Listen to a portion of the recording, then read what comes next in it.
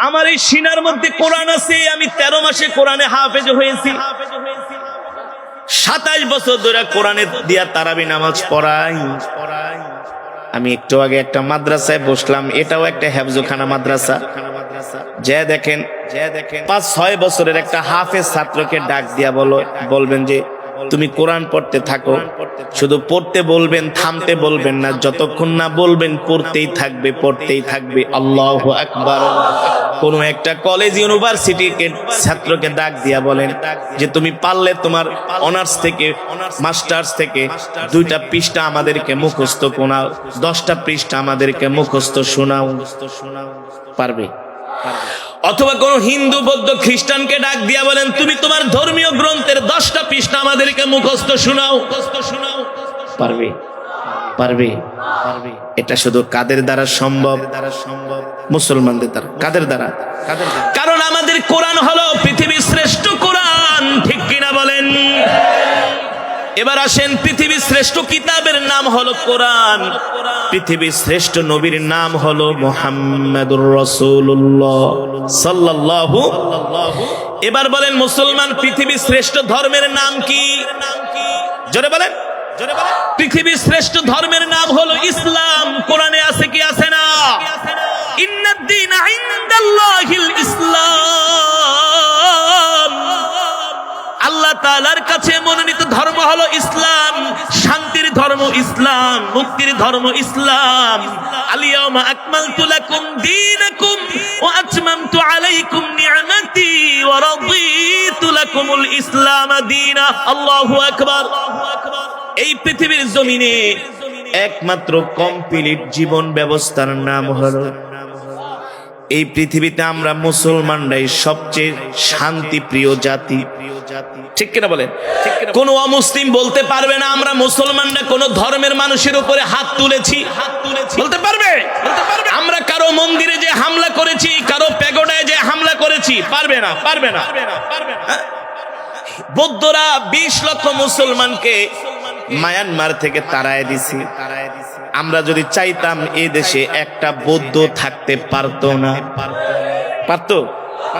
কিন্তু আমরা তো অন্য ধর্মাবলম্বীদের সাথে খারাপ ব্যবহার করি না, খারাপ আচরণ করি না। কারণ কি? আমাদের ধর্ম হলো শান্তির ধর্ম, ঠিক কিনা বলেন? তাহলে পৃথিবীর শ্রেষ্ঠ ধর্মের নাম, শান্তির ধর্মের নাম কোরআনে আছে কি আছে না?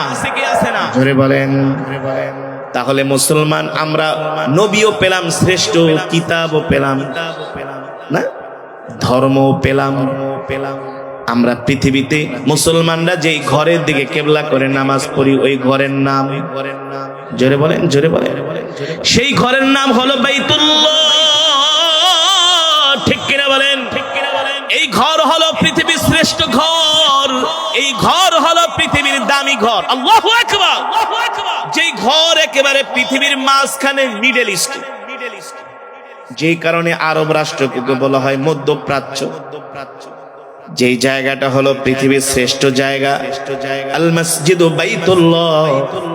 আমেরিকার নাসা বিজ্ঞানীরা তারা যখন পৃথিবী ভেদ করে অন্য গ্রহে চলে যায়, চাঁদে চলে যায়, আমেরিকান নাসা বিজ্ঞানীরা বলে আমরা পৃথিবীর ভেদ করে যখন হাজার হাজার হাজার হাজার মিলিয়ন মিলিয়ন কিলোমিটার উপরে আমরা যখন রকেট নিয়ে চলে যাই পৃথিবীর দিকে, আমরা আমাদের স্যাটেলাইট ক্যামেরা তাক করলে আমেরিকার রাজধানীও দেখা যায় না, ফ্রান্সের রাজধানীও দেখা যায় না, জার্মানির রাজধানীও দেখা যায় না, সিঙ্গাপুরও দেখা যায় না। একমাত্র মুসলমানদের কিবলা, মুসলমানদের প্রথম ঘর বাইতুল্লাহ দেখা যায়। জোরে বলেন সুবহানাল্লাহ। তাহলে নবী পেলাম শ্রেষ্ঠ, কোরআন পেলাম শ্রেষ্ঠ, ধর্ম পেলাম। যেই ঘরের দিকে আমরা কিবলা করে নামাজ পড়ি, মসজিদে বাইতুল্লাহ, এই ঘরও পৃথিবীর শ্রেষ্ঠ ঘর, ঠিক কিনা বলেন? একটু আগে আমি বলেছি পৃথিবীর সবচাইতে দামি সম্পদের নাম হলো তেল।